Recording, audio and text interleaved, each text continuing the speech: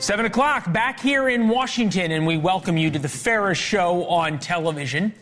First tonight, despite what you are hearing on every other cable news channel and every other cable TV show and on Twitter, Kamala Harris and Donald Trump will debate September 10th in Philadelphia. All the noise about the rules, complaining, trash talking, it is the same stuff you hear before the Super Bowl. Maybe who hosts the debate could change, but I don't think so. Over the weekend, this was the post on Truth Social from Donald Trump. I watched ABC Fake News this morning. Both lightweight reporter Jonathan Karl's ridiculous and biased interview of Tom Cotton, who was fantastic, and their so-called panel of haters. And I asked, why would I do the debate against Kamala Harris on that network? This is like two UFC heavyweights. What's happening right now, trash-talking each other before the bout. But something else is happening. Team Trump claims Harris wants to change the debate rules. Most importantly, they want to change the debate rules about microphones. The original agreement between Team Trump and Biden said that the microphones would be off when the other candidate had its turn to speak. Here is Donald Trump earlier today in Virginia. We agreed to the same rules and same specifications. And I think that's probably what it should be. But they're trying to change it. The truth is they're trying to get out of it because she doesn't want to debate. Harris's team maintains that it's actually Trump who wants to get out of debating. Doesn't seem that way. Harris released this statement, reads in part, the debate about the debates is over. The more games they play, the more insecure and unserious Trump and Vance reveal themselves to be to the American people. Those games end now. The campaign's communications director went even further today in an interview with MSNBC. So I think this issue is resolved unless Donald Trump allows his handlers to overrule him. We'll have a fulsome debate between the two candidates with live microphones. Interesting, because Joe Biden and his team, Kamala Harris's team now, wanted the microphones to be off. That's what Trump agreed to. Harris wants to change the rules. Certainly makes things a lot more fun. But it also tips Harris's hands as to what she wants to do. She wants to provoke Donald Trump. And let's be honest, it's a lot better television when we can have moments like this. It's just awfully good that someone with the temperament of Donald Trump is not in charge of the law in our country. Yeah, because you'd be in jail. Joe Biden has been very clear. He will not raise taxes on anybody who makes less than $400,000 a year. He said he's going to repeal the Trump tax cuts. Mr. Vice President, I'm speaking. Well, wait. I'm speaking. Moments like that change presidential races. We begin tonight with Mike Allen, co-founder, executive editor of Axios, the best sourced man in Washington, as evidenced by his columns. It is good to see you, my friend. Thanks for having me. Happy birth week. Birth week. Down to Saturday. Thank you. Now the whole world can celebrate together as I get older. Speaking of old, I am old enough to remember when we used to say debates don't matter. And now they do. Well, that is the moment that could change everything in this race. And I agree with you. I think that we will have a debate September 10th. We'll have a VP debate. I think we even might have a second debate in October. Both sides are very open to it if that September 10th debate. So what are we seeing right now? You've done this long enough. What does the spin you're hearing mean? Well, the word that you said that nailed it is provoke. So very fascinating change in the dynamics of this race. And as an Alabama fan, you'll appreciate this. For 36 days now, Vice President Harris has had something that you very rarely have in life or politics, and that is ball control. She has been setting the terms of the race. Very unusual for Donald Trump. He is used to dictating the conversation. And what we're seeing from the Harris team, which is very fascinating, it's the same team in Wilmington. They sure ate their Wheaties, though, because look at what they've decided. The way to go at Trump is to jab him, taunt him, provoke him. He was the taunter in chief. Look who's being taunted today. You saw they've got the chicken emojis out. We'll play the chicken noise. And a great sound effect here. Why not debate her? We'll wait. But because they already know everything. They say, oh, Trump's, not doing the debate. That's the same thing they say now. I mean, right now I say, why should I do a debate? I'm leading in the polls. By the way, he's not leading in the polls. I do think he'll do a debate. You went out on a limb at the top. You said there's going to be a debate. Like, Trump just can't help himself, right? Why else are you convinced there will be the September 10th debate? Whoever walks away seems like the chicken, right? How do you not debate as a presidential candidate? Right. Okay. So, all right. Well, we're in agreement now.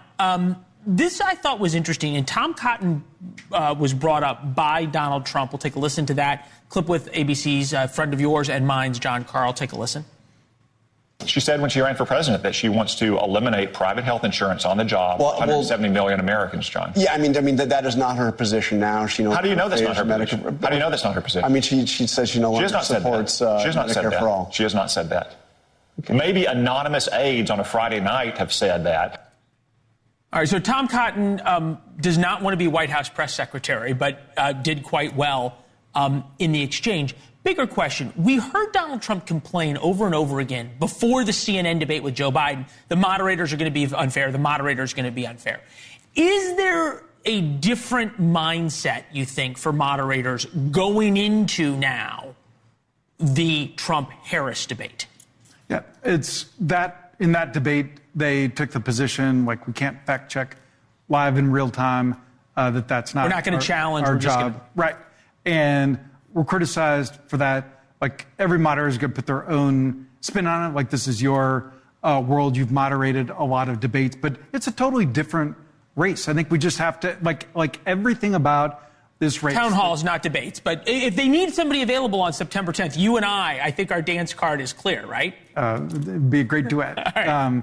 But everything about this race has changed, including like Trump's tone, her tone, like the campaign. It is very rare that you have this much of a flip.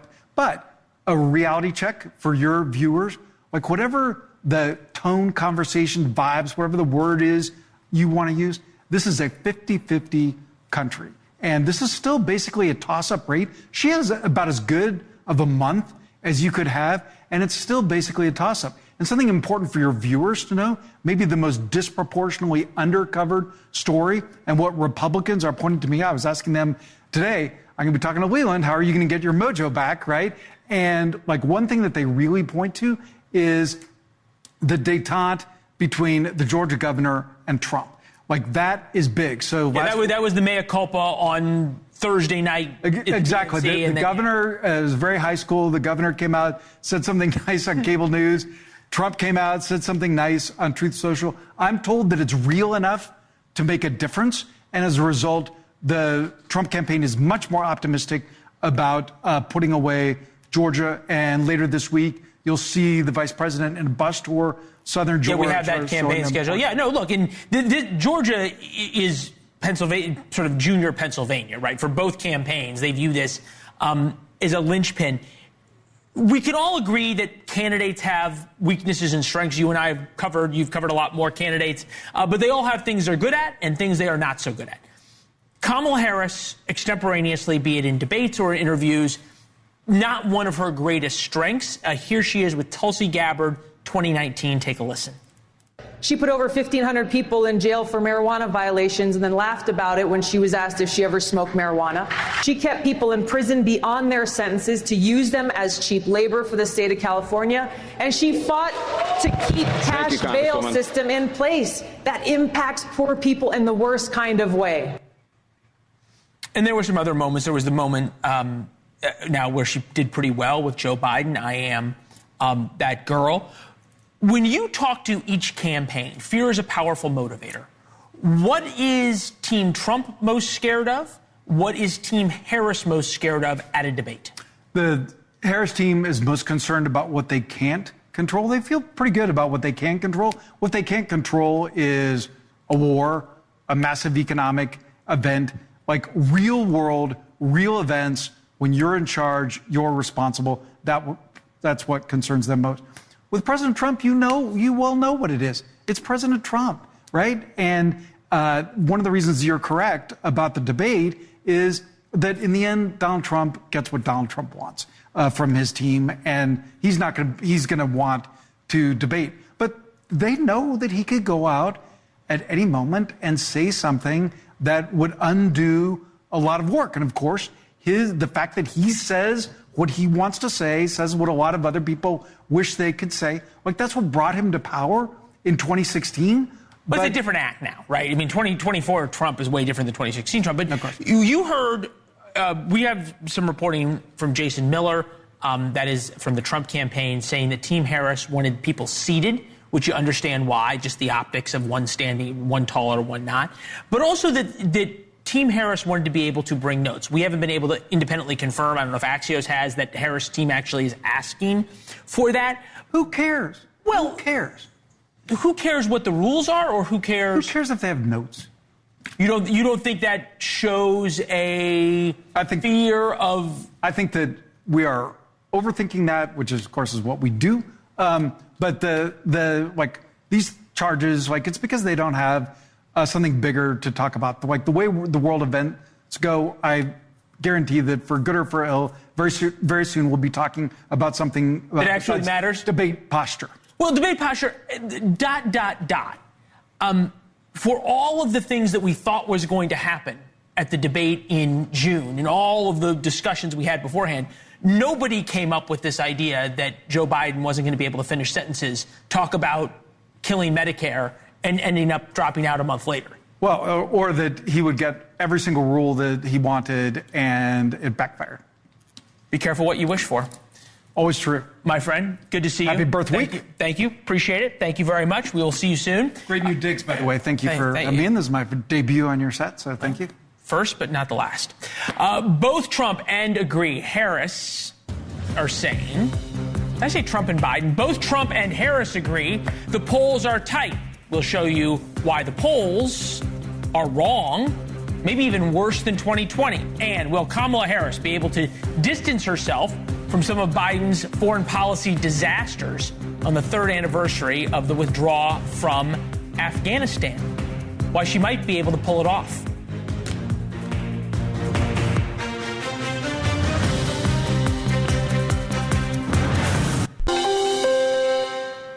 All right, we always say that the presidential race is a marathon. It's just turned into a sprint. The Democratic National Convention is now over, distant memory. And then there's this talk of this huge bounce that Kamala Harris will see after the DNC. Maybe, but not for certain. What really matters is this. Early voting kicks off in 6 states in just a matter of a couple days, including the crucial state of Pennsylvania. 3 of these 6 states ranked in the top 10 for voter turnout in 2020. Altogether, there are more than 20 million votes on the line. Pennsylvania is the biggest prize of the swing states. Despite trailing in a number of national polls, Donald Trump seems more confident than ever. We'll put up the DDHQ average here in the wall. And despite the difference, 4 points in the average of polls difference, Donald Trump says he thinks he is ahead. Millions of traditional Democrats, including FDR Democrats, JFK Democrats, independents, and old-fashioned liberals are joining our movement. Our poll numbers are great. All right, so 3.7%. This is the average of all what we believe to be the credible polls. And there is this asterisk, though, on Kamala Harris's poll numbers. Pollsters think they have learned something from the 2020 mistakes. Of course, they thought that last time, too. The Atlantic cites an analysis of polls in 2020. Polls in 2020 on the national stage and on the statewide stage were the least accurate in 40 years. At the end of October and into early November, the average on election days, polls overstated Joe Biden's lead by an average of 3.9 votes. That's in the national average. That's the horse race that we talk about, which is why we tell you the horse race doesn't really matter. But where they really matter, where numbers really matter, is in the statewide, the swing states.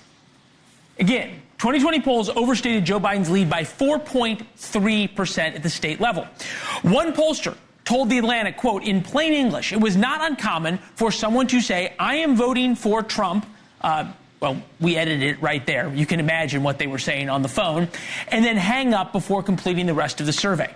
That could explain why Kamala Harris and Tim Walz don't seem all that confident about the poll numbers. I very much consider us the underdog. We have a lot of work to do to earn the vote of the American people. We are definitely running as the underdog. We are the underdog. We are out in great numbers, but we got a lot of work to do. You build culture. You build winning. Right. People want to be a part of it. And that's the excitement. That's the excitement of what it can be. That's how I feel about our campaign. Yeah. Our campaign is the underdog campaign. Famed Clinton pollster and advisor Mark Penn is with us. Good to see you. Pleasure. There's underdog because you're behind, and there's underdog because you are the incumbent administration with $500 million that you just raised. Those are two different standards. To the issue of the Atlantic, how is it possible that pollsters, I don't believe the conspiracy that they want to be wrong, but they keep getting it wrong? What's the issue? Well, look, of 20 polls last time, the Harris poll was exactly on to the point. If you look at that review of polls, you will find we're generally 2 or 3 points, a little bit more Republican in outcome than most of the polls, and we have turned out to be more right, at least we did in the last presidential election. And look, when I did my own polling for the president, I had vast resources checking and cross-checking between national polls, state polls, previous vote counts, electoral college models. You know, it's not as simple as here's a poll, there's the result. These are snapshots in time, and at the moment right now, this time is after, let's call it a 35-day Democratic convention. Well, that's right. I don't know if you heard Mike Allen, who was on, who said that Kamala Harris has done what no politician has ever done, which is 36 days of ball control. She's can run the narrative. I'll add one other thing to you. We talk always about public polling, which is what is given out publicly and sent to the news media or released. Is there private polling that's showing different things here for Harris and Walz? Oh, I don't know the extent to which, look, public polling tends to focus on the horse race. Really good private polling or campaign polling is about what are the dynamics of the race? What could we move? How firm is the election? Look, if you look at it, Trump's vote is firm. Is Kamala Harris's vote firm? Well, most of the people voting for Harris were not voting for her 36 days ago. Right. So consequently, that vote is not as hard and fast as it might seem. And we also think in terms of what's called an informed electorate and an uninformed electorate. An informed electorate doesn't move much. An uninformed electorate really can move. So quick, if you can find Kamala Harris's policies on her website, let me know. Trick question. You can go to Kamala Harris. You'll search for an KamalaHarris.com. You'll search for an awfully long time. But you make this point, right, that Donald Trump has a very high floor. He can shoot someone on Fifth Avenue and not lose support, but a low ceiling, and that it's hard to persuade people to vote for Donald Trump. Everybody knows what he's like. This is what The Atlantic wrote. Even though the 2020 polls included more non-educated college voters, that was what was thought to have been wrong in 2016, they turned out to be disproportionately the white, non-college educated voters who preferred Biden. The new consensus is that Republican voters are less likely to respond to polls in the first place, even controlling for education level. Well, look, it's generally true that lower education, more rural voters will be harder to reach, less likely really to participate in polls. But we pollsters have to compensate for that in the models that we create in the polling. So we take a look at the response rates from people who live in different areas. Any really good poll should really do all that. So the truth of the matter also is your expectations of polls are better than polls could possibly be. If polls are off about 4 points, samples of 1,000 or 2,000 are off. They're plus or minus 3 points. There's about a 6-point band which polls really can project. And we happen to be exactly right in the last one, and I was to the point when I was doing it with President Clinton. But the expectation is that generally polls will be about plus or minus 4 points. So stop expecting them to tell you exactly who's going to win in a race that is close to 50-50. You're making the point, I think, in a good one, that perhaps all of us, when we talk about the horse race and go on and on about it, looking at we're talking about and looking at the wrong thing. He's nodding, so we can take his camera. Interestingly, he's still nodding. James Carville, who I know you know, and Bill Maher were on together. Take a listen. I tell Democrats some caution here. Trump's going to do better than the polling shows. I'm saying traditionally, he underposed. Mm-hmm. Traditionally. Means he's going to do better in the election because people are too ashamed to tell a pollster they're going to vote for. I don't know, right. But I'm just saying traditionally. Traditionally, Trump does better. Is there that bias of people not being willing to talk to pollsters who are Trump supporters? Well, there also was what was called the shy Trump voter, right? And the real thing that I find is if the media creates an environment in which people can't go to work or sit at the family table and say that they're voting for one candidate or another, and I've been asked to poll in many areas where it's a lot worse if you reveal your choice. They cart you off. And I tell people you can't do polling in those circumstances. You're talking about third world countries. Yes. Right, and okay. I polled in many of them, but I could never poll anywhere where genuinely people were afraid of telling you their choice. And we see in polls about 40% of the voters right now are afraid to tell other people their true political choice. And that's a little bit more among the Republican or Trump voters than it is among the Democratic voters. And so, again, it's a factor that pollsters have to take into account in crafting the judge. Look, polls are 90% statistics and 10% some judgments that have to be applied to those statistics in order to make sure you have the party, the education mix, the rural suburban mix, all the relevant variables in the right proportion. You've earned the right to make those judgments. Thank you. Thank you. It's good to see you. Appreciate it. All right. Low unemployment figures, a record stock market. Kamala Harris wants to claim the best parts of the Biden years and leave the bad and ugly for him. How she's pulling it off and why the media is buying it when we come back. Harris, Joe Biden, the humiliation in Afghanistan set off the collapse of American credibility and respect all around the world. That's Donald Trump addressing the National Guard Association Day on this. And it's hard to realize. Remember, it is the third anniversary of the suicide bombing that killed 13 service members in Afghanistan. The 13 died doing what Americans do best, trying to protect others. They were guarding the airport during the last days of President Biden's withdrawal, trying to help get Americans and Afghans who had helped Americans out of Afghanistan. Among those 20 killed, among the 13 killed, 20-year-old Marine Lance Corporal Kareem Nakui, whose father display of emotion at this year's State of the Union let President Biden know that families of the fallen have not forgotten and certainly have not forgiven. The year before I took office, murder rates went up 30%. 30% they went up. The biggest increase in history. It was then, through my American Rescue Plan. All right, with us now, the man whose voice you heard, Steve Nakui, father of Marine Lance Corporal Kareem Nakui, killed during the U.S. withdrawal from Afghanistan, and Assemblyman Bill Esaley, Republican representing California's 63rd Assembly District. Nice to see both of you. Steve, I could hear in the pain in your voice then. I know it is a horrifically hard day for you, and I appreciate you being with us. Since that day and your anger at your son's memory not being honored by President Biden, has he reached out? Has Kamala Harris reached out to have a conversation about the decisions that went into the withdrawal and your son's eventual murder? Hi, Leland, and I thank you for having me. And I want to say I am really impressed with your news network, with your organization there, because this is the first time I had ever done an interview where you actually said exactly what I said, word for word. It seems like even though I had said his name, some of the news organizations, just leave out that I've said Kareem M. Nakui.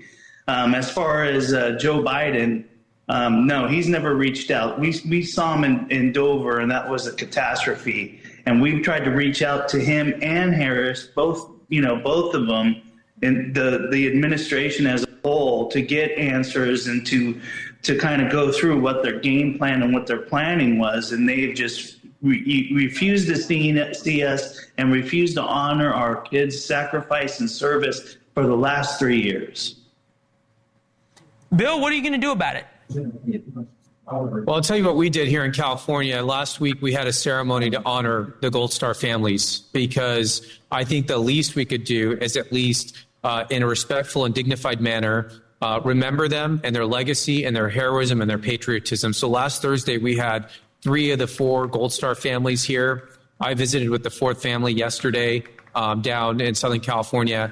I asked my staff, I said, has California honored these service members in 3 years? And they said no.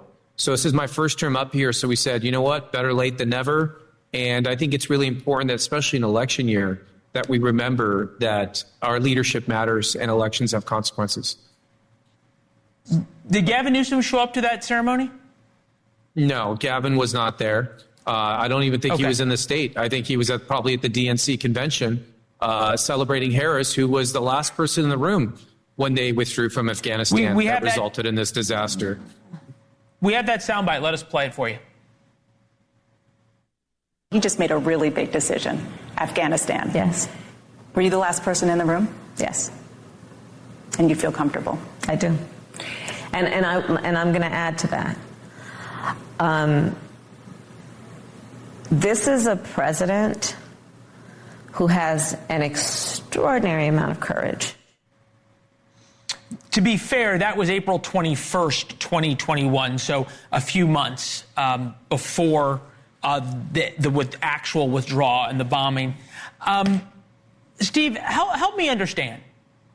The president is the commander-in-chief. Your son very bravely signed up to give his life, if necessary, for our country.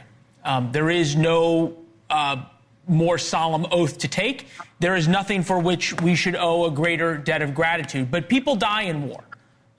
It's a dangerous business. I've been overseas. I've been downrange. Things that happen are awful. What is the difference to you between your son's death being that of a hero who died on an honorable mission and with the thanks of a grateful nation, and the anger you feel right now to President Biden? I'm trying to figure out where that anger comes from. Well, the anger comes from is that, everybody knows, every parent knows that, their combat or any kind of situation like this has a great chance that you're going to lose your life. But I think that we, expect our leaders to do everything they possibly can. And for the last, 14 months of continually going to Washington, D.C. and listening to the foreign affairs hearings and congressional hearings that have been going on with the different people that they brought in, I can honestly tell you that this administration failed on every level to mitigate these 13 kids as losing their lives. If it starts from the Doha agreement. Sorry. You think that was done for political reasons, incompetence? What? No, definitely incompetence. I mean, they didn't follow the Doha agreement at all. They chose to have us, exit Afghanistan in the highest, in the most likely time of where the Taliban has combat. So if we would have left by the deadline of May 1st, from January 1st to May 1st, that was like a season that that the Taliban doesn't generally fight. Right. So instead of getting out in that time, we don't do that. We wait until it's peak fighting season, September 11th, so he can have his exit withdrawal and make it look good. One. Two, after the whole thing was said and done, they killed an innocent family with like 7 kids and, tried to use them as a scapegoat and just Steve, I think about also that they could have kept Bagram, which was much more easily defended rather than down inside of Kabul. That, we understand, President Biden didn't want the optics of still the U.S. holding on to Bagram Airfield. The Chinese have it now, for those who are interested. Let's get out of the politics for just a second. I started by saying I know this is a hard day for you. Steve, tell me what you are thinking about your son today. What are you remembering? Just what a wonderful, person he was, his smile, how committed he was to wanting to be a Marine, the dedication that he put into it. He was a world champion in Brazilian Jiu-Jitsu. He was an excellent boxer. He was in the JROTC all 4 years in his high school. So he was committed to this, to being a combat fighter. He wanted to fight for his country. And that's what I try to look at, his faith and love in Jesus Christ. On the same day, today is August 26, 2021 was the day that he lost his life, but he gave his life to Jesus Christ on August 26, 2016. So 5 years to the day he gave his life to Jesus. And I think that's what I like to think about. Steve, we're thinking about you and your son as well today. That's about all I can. It's about all I can get out. Gentlemen, thank you both. We appreciate it. Thank you. Thank you. Yeah, we'll be right back.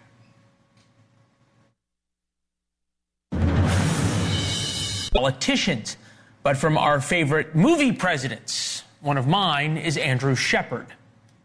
You want to claim this land as a land of the free? Then the symbol of your country cannot just be a flag. The symbol also has to be one of its citizens exercising his right to burn that flag in protest.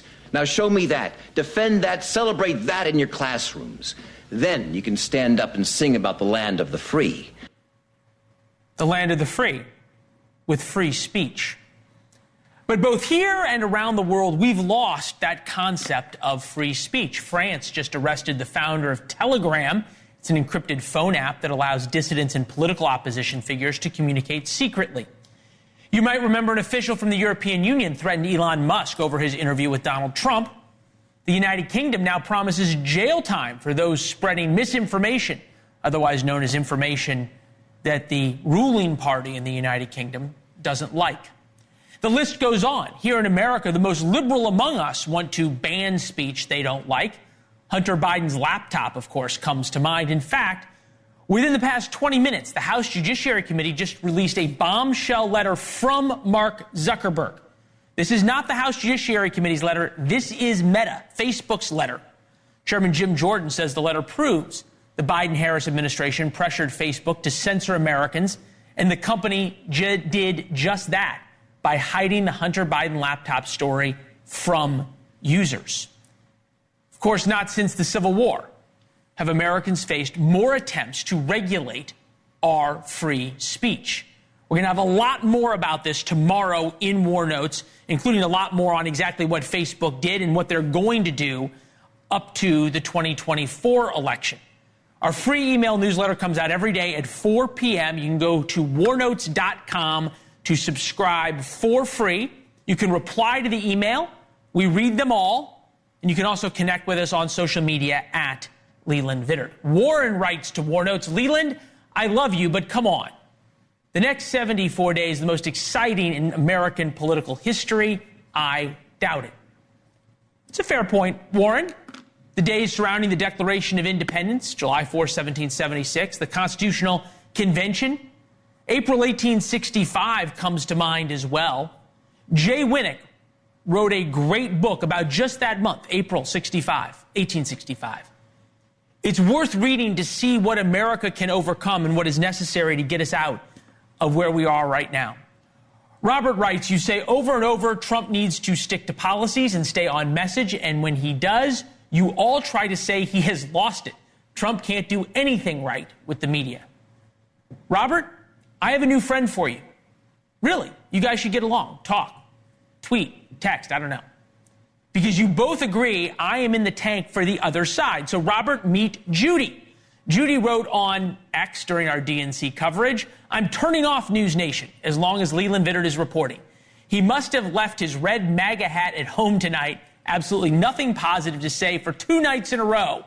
If I want to watch that, I'll just watch Fox News." Judy, we are very sorry to have seen you go, and perhaps you turned off before this moment on Tuesday night. No question that we witnessed, once again, a generational talent in politics give a masterclass in how to deliver a rousing and incredible political speech. And I'm not just talking about Michelle Obama. I'm also talking about Barack Obama. All right. Keep watching, Judy and Robert. Sharon writes, "I really enjoyed your honest reflection and assessment. When you have guests on, you don't hesitate to bring up the awkward or push back on inaccuracies.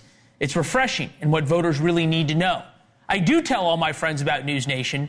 Thank you for your hard work and in-depth discussion." So, Sharon, congratulations. You figured out what this show is all about, and I am hoping that that is not Sharon, my future mother-in-law. But if it is, love you very much. This show is not a safe space for any political party or persuasion. We seek the truth, which isn't always comfortable. So thanks for telling your friends. Keep spreading the word. In fact, spreading the word is working. 10,000 people now get War Notes every day. You should too. Pick up your phone right now. Really, off the couch, pick it up. There it is, warnotes.com. It's that simple. Subscribe for free. And while you're there, you can put in your friends' email addresses too. They will thank you, I promise. The tightest race in America right now in terms of politics is Trump versus Harris in Pennsylvania. Why one would-be congressman's dating record may swing things in that swing state.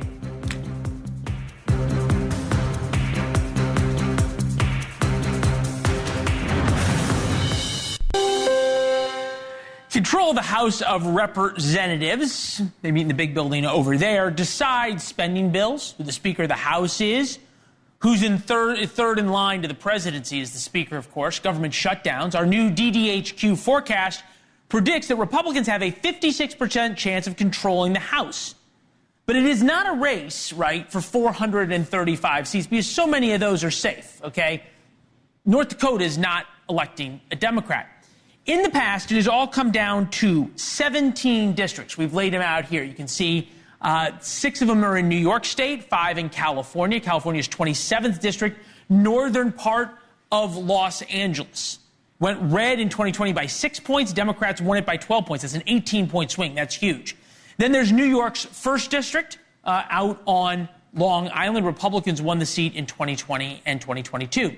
Pennsylvania is interesting because it is a swing state with 5 swing districts. We will put all of those up here, we believe. It's somewhere. Pennsylvania's 7th includes all of Carbon, Lehigh, and Northampton County. We'll put that up right now. Steel Country, northwest of Philadelphia, which is sort of down here on this map. 800,000 people, median age 41, household income $75,000. 70% of the people who live here are white. All right, we'll look at the results right now. PA 7th in 2022. Susan Wild won by 2 points. 2020, she won by a little bit more, almost 3.5. Right now, Democratic incumbent Susan Wild has a 66% lead over a Republican challenge, Ryan McKenzie. And millions upon millions of dollars have been flowing into this race. Ryan McKenzie joins us now to discuss something that has come up, which is his Tinder profile. That is his online dating profile. Allegedly, back when he was a single man, he may have said he was a little bit younger than he was actually on his Tinder profile. And Ryan is with us now. So Ryan, we've gotten a long way from inflation, haven't we? Look, that's what the Democrats like to do. They like to talk about basically anything except their failed policies. I mean, the people are sick and tired of high prices, a wide open border, chaos around the world. Anything they can do to distract from those topics, they will take that opportunity. We see what they've done to J.D. Vance. They've done it to Donald Trump for years. they do it to every candidate who they know is in a position to defeat one of their radical far left candidates. And so we are hot on the trail of Susan Wild. I'm confident that we're going to get there because the people want change, and we're going to bring it to them here in Pennsylvania's 7th District. All right, so I'm looking at this headline from the Daily Mail. Over 100 women demand apology from rising GOP star exposed for lying about his age on Tinder by nearly a decade. Rep. Brian McKenzie of Pennsylvania claimed on the dating app he was 29 when he was actually 37 in March 2020. I mean, who knows what people say during COVID, right? I mean, that was sort of a wild time, March 2020. We looked at the profile. Cute dog, by the way. I don't know if the dog's still around. But I have to ask you, 100 women, really? Yeah, it's hard to believe, but when you look at that list, most of them are Democrat operatives. A big thing that the Democrats do is they put together these lists. I mean, we've saw it of economists who said that, they were in favor of Joe Biden's economic platform. One of them turned out to be married to Janet Yellen.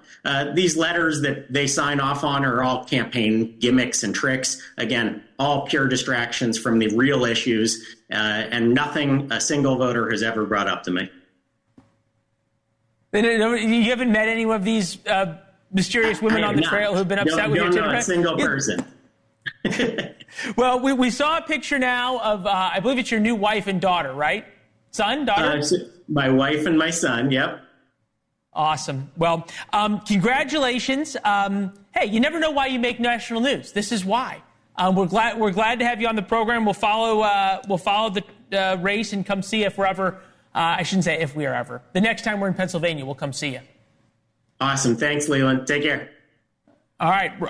Ryan McKenzie with us just now. Ryan, thank you very much. This issue of free speech that we are going to deal with tomorrow may change the election, right? We remember the 2020 election changed based on that New York Post story of Hunter Biden's laptop. It was called Russian disinformation, and it turned out to be true. There's going to be a lot of that between now and November. Who decides what is and is not allowed, what is and is not shared, may be more important than the candidates. That's tomorrow.